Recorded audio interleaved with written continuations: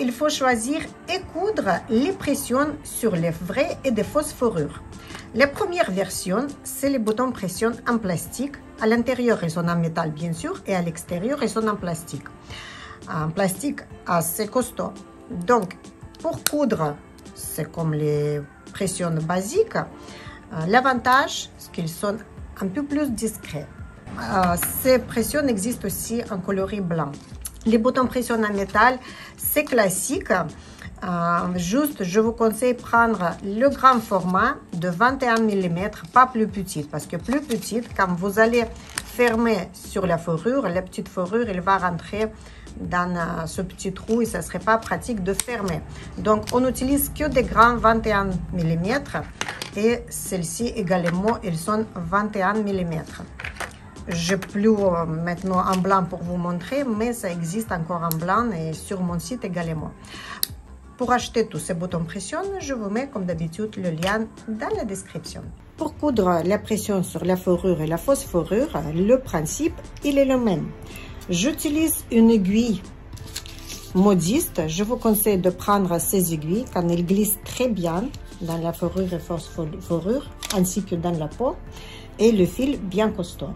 Nous allons placer le bouton. Nous allons dégager toute la fourrure et nous allons attacher comme ceci avec une épingle. Et nous allons coudre comme un bouton pression basique. J'utilise double fil pour coudre les pressions. Je sors dans un trou et je remets dans l'autre trou. Il faut juste bien surveiller pour que toute la fourrure part bien sur les côtés.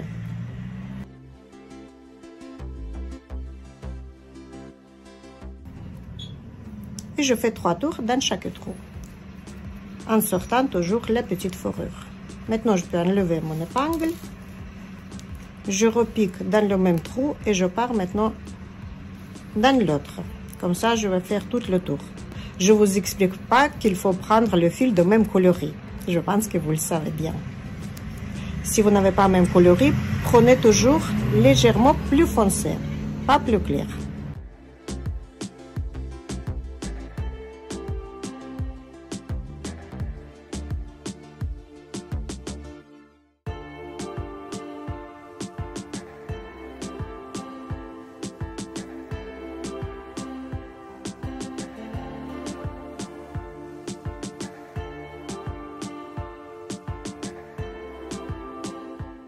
Après d'avoir cousu une partie de bouton pression, nous allons coudre sur la deuxième partie.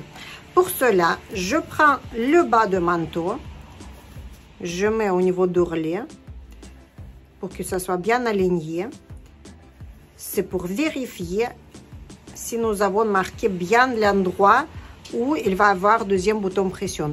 Et nous voyons que il faut déplacer légèrement la patte.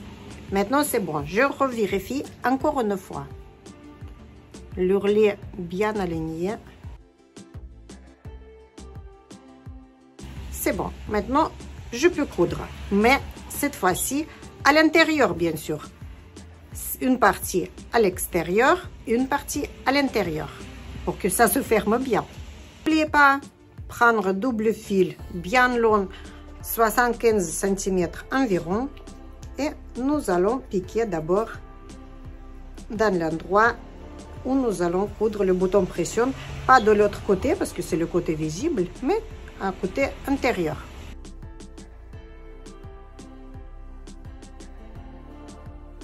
On peut enlever la pince et nous allons coudre. Pour que notre fil se perde à l'intérieur de la fourrure, sur le côté visible, nous n'allons pas faire les tours comme avant. Regardez où je pique, je vais ressortir le fil dans le même trou.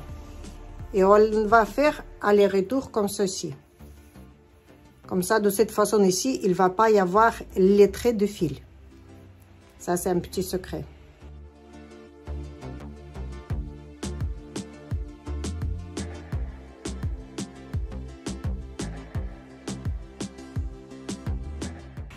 Je vais faire le nœud sous le bouton pression.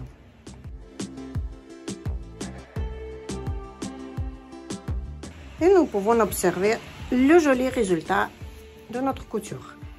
Sur le côté extérieur, on ne voit pas les fils de couture. Et le bouton pression se ferme bien. J'espère, mes chers amis, que cette vidéo a été utile pour vous. Mettez un petit like, ça me fait toujours plaisir. Et n'oubliez pas de vous abonner à ma chaîne pour recevoir les nouvelles vidéos. À bientôt, mes chers amis, et bon courage dans la couture.